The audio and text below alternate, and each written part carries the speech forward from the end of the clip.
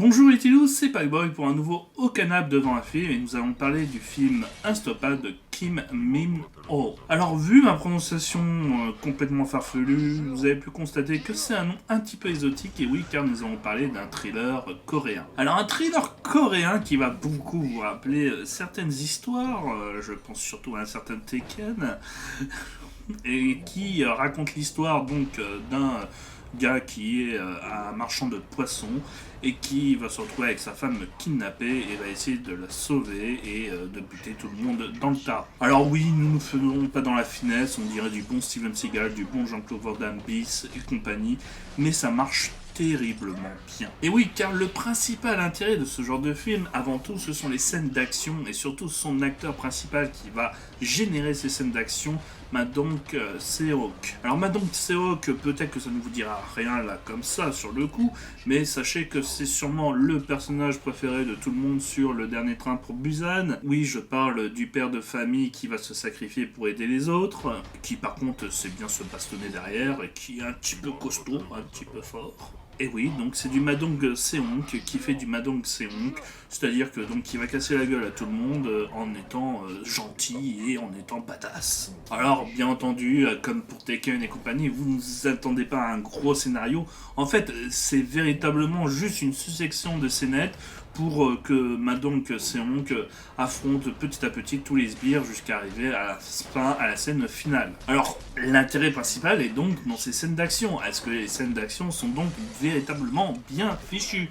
Et ben, je vais pas vous mentir, il y a un petit côté raid avec une version un petit peu coréenne, donc un petit peu avec des scènes de violence à la City of Violence, qui est aussi un excellent film coréen que je vous recommande. Et ben, ce Unstoppable, c'est la même chose.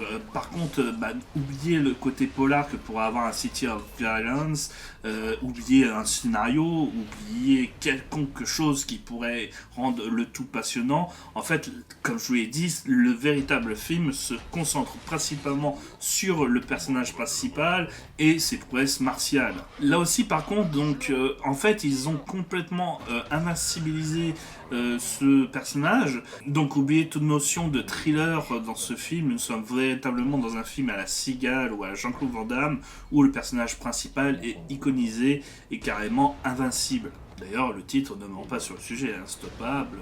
Voilà, il se retrouvera très très peu blessé ou gêné par les événements. Le but principal, c'est surtout qu'il botte des culs tout le long du film.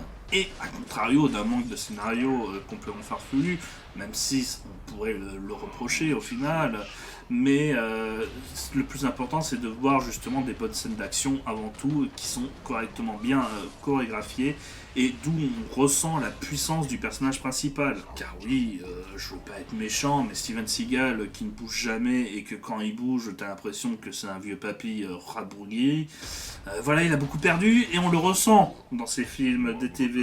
Bah là sur Unstoppable, c'est un film gros budget avec surtout en plus ce qui fait plaisir, c'est que vous n'aurez pas juste des scènes de fight carrément surpuissantes et survoltées, mais aussi carrément en plus du bourrinage, des grosses scènes d'action, puisque justement le budget le propose. Alors, franchement, si vous aimez les bons films d'action complètement burnés, à la Fast and Furious, pas prise de tête, à la The Rock, à la Jean-Claude Van Damme, tous ces, ou les Liam Neeson, avec ses Tekken, bien entendu, je pense aussi aux passagers qui sont un petit peu moins bien. Ils essaient de donner un scénario et des semblants de twist à tout ça, mais bon, à quoi bon quand on voit que justement il suffit juste de faire des bonnes cascades.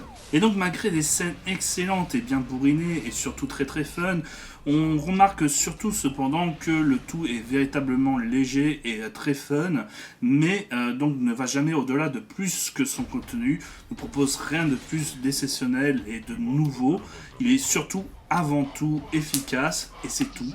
Et c'est pour ça que je lui proposerai que simplement un 3,5 sur 5, parce que ça reste fun, mais on aurait aimé donc en voir plus.